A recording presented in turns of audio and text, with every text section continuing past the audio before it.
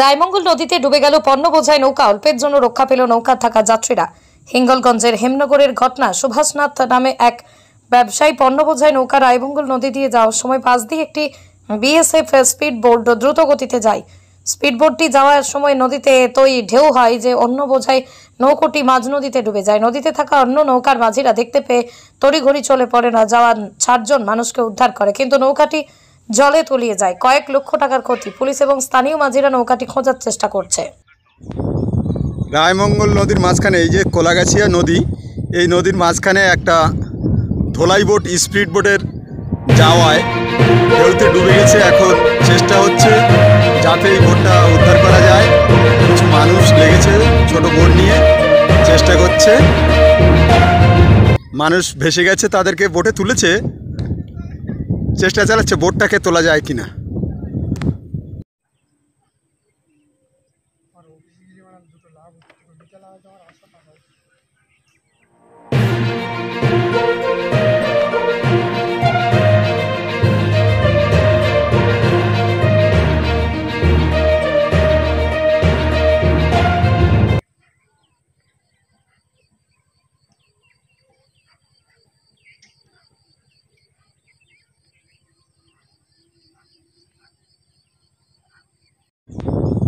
রায়মঙ্গল নদীর মাঝখানে এই যে কোলাগাছিয়া নদী, এই নদীর মাঝখানে একটা ধোলাই বোট স্পিড বোটের যাওয়ায় ঢেউতে ডুবে গেছে। এখন চেষ্টা হচ্ছে যাতে এই বোটটা উদ্ধার করা যায়।